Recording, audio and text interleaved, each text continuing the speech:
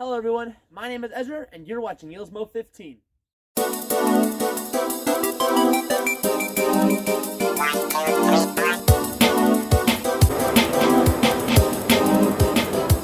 15.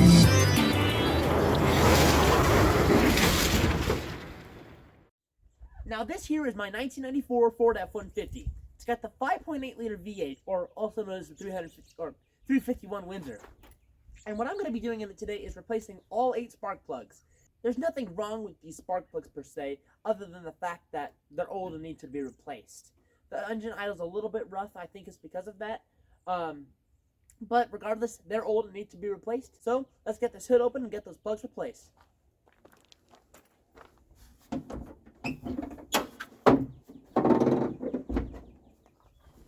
Alright, so now that we're under the hood, I'm going to start doing the plugs on this side. With this being a V8, there are 4 cylinders on each side. So you have a line of 4 cylinders and another line of 4 cylinders. And each of those cylinders have something called the spark plug, which we'll be replacing today. That spark plug, what it basically does is light the gasoline on fire inside of it, causing boom to make the piston go down and spin the crankshaft to transmission, blah, blah, blah, blah, blah. It makes your engine go. So without further ado, let's get some tools and get that taken apart. Alrighty. Gonna grab a 5/8 socket and throw it on there. Call it good. Now, they do make actual spark plug sockets, and the only difference about spark plug sockets is that there is usually a little rubber piece at the bottom of it, so you can grab them. Now, this engine bay that I'm working on is big enough where I don't need that, and I can just grab it with my hand.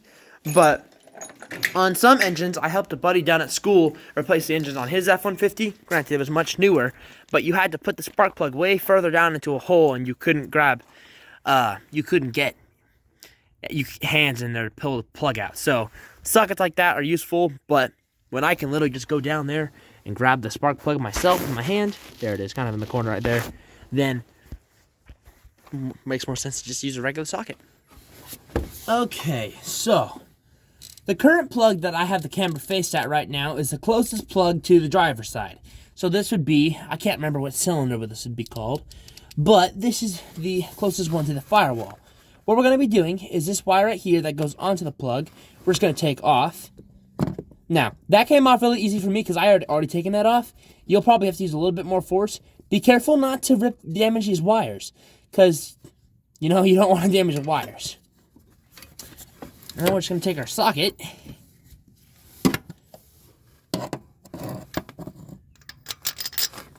Put it on there. And these should not be super tight on here. They should just be relatively snug.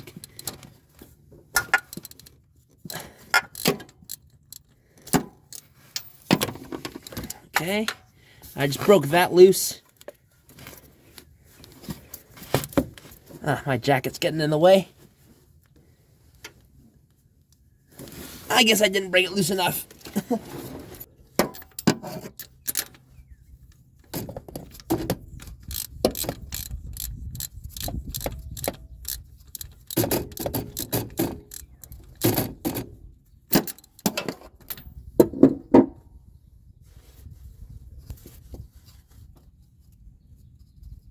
Almost done.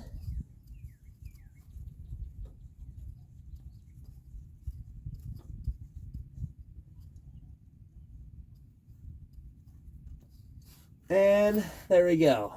Now we're going to put the new one in, but before we do that, there's something we need to do. Okay, so this is our 2 spark plugs side by side. Obviously, if you couldn't tell, this is already the old one, and this here being the new one.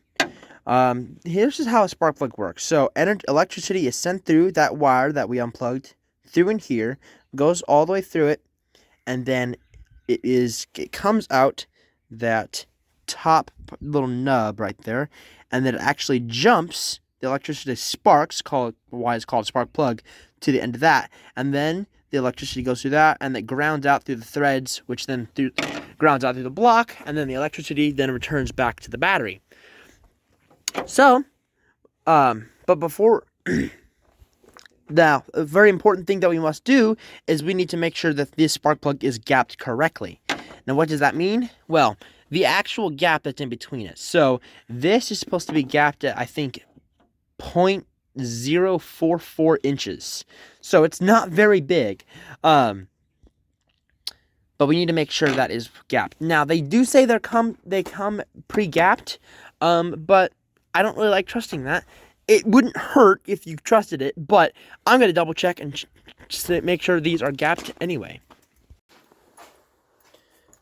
Okay, so this right here is what we call a spark plug gauge or gapper, whatever you really want to call it. Basically, what it does is like a coin, and as the progressively goes around, it gets thicker and thicker. You can kind of see it's thin, and then it's ever so slight. If you saw it in person, of course you could tell.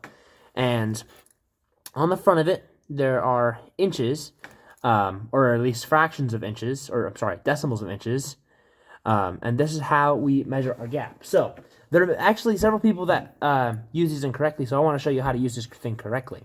So we're going to take our spark plug and put it towards the end right here, and just kind of slide it until it starts getting tight. And Motorcraft is correct. They are pre-gapped, and they are at the correct specification. So 0.004, or I'm sorry, 0.044 is what I mean.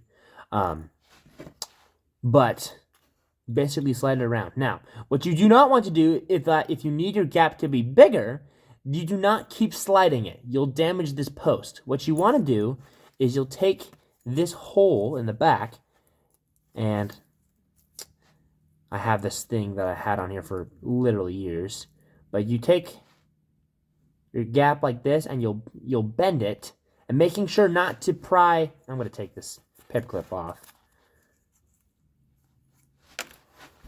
I'm going to try this again. So, when you're gapping these plugs, you want to make sure that you're not damaging that little post on the bottom, because if this is a very kind of a fragile part.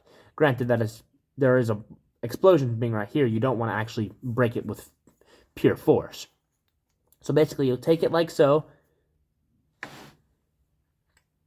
and just kind of bend it. Now, if you go too big, then it's just a matter. It's just a matter of pushing back down on the ground or whatever hard surface to push it back. But just make sure you don't touch that post. That's a very critical part. But since this one is pre-gapped already, as it said it would, and it's good, we're going to go put this one back in the V8 and put the rest of them in. Okay, so I know it looks like you're not looking at a whole lot of much right now. And in all honesty, it is kind of hard to see what you're looking at.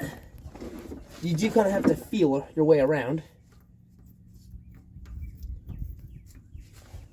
And kind of take your finger too and feel that way. There it is. Now, a very crucial part about putting spark plugs in, you have to make sure that you do not cross thread these things. Because if you cross thread them, then you're screwed. And you have to get either a new block, or a new engine I should say, or you have to drill the hole out bigger and put something called helicoil in it. And actually, I was rebuilding an engine down at college, and I had to do that very same thing. So I'm learning from my mistakes, and I'm trying to save you guys some help. Granted, this is a much bigger engine than what I was working on at the time, but don't do it. Make sure not to cross thread your spark plugs. So just make sure you put that in hand tight, and then we'll take our socket and make sure that's nice and snug. We don't want it super tight. I guess my hands couldn't get it all the way. And just nice and snug. You don't want it super tight. There is a torque spec for that, but I don't know what it is. And I don't trust Google to tell me what it is, just in case it's too high. So I do know that it's always good to make sure it's nice and snug. And call it good. And then once you're done with that plug, you take the wire and put it back on. And you should feel or hear or both a snap.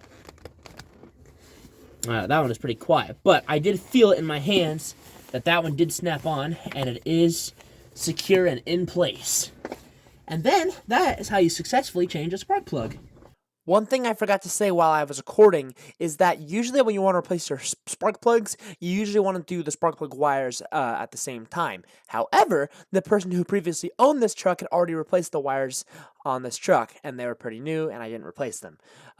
But in general, you do want to replace the wires with the plugs at the same time. Alrighty, so with that one plug in, I'm going to go ahead and do the other 7 plugs on a time lapse, and then I'll come back to you when I'm done. Hey everyone, this is Editing Ezra here. I did actually have more footage of me actually replacing all the remaining 7 spark plugs, but I realized it wasn't much to look at actually going over and watching them, so I ended up cutting it out so you guys don't have to watch it. But I did want to let you know something I did run into. On the other side of the engine, there was one thread, or one spark plug that was really giving me a hard time to thread into the block. And I found out that the threads on that side were a little bit rusty. So that is normal with these older engines, but just make sure that if you're doing this, make sure that your threads are clean and that you don't cross-thread it, especially if your threads are a little bit rusty. If your threads are rusty and you cross-thread it, you're really in a pickle. So just thought I wanted to share that little advice. I did have also more footage after that, but my phone died and I did not have any of that to keep. So I wanted to say thank you guys all much for watching. If you have any suggestions, leave them down in the comment section below. And if you liked the video, make sure to like and subscribe. This is Ezra, signing off.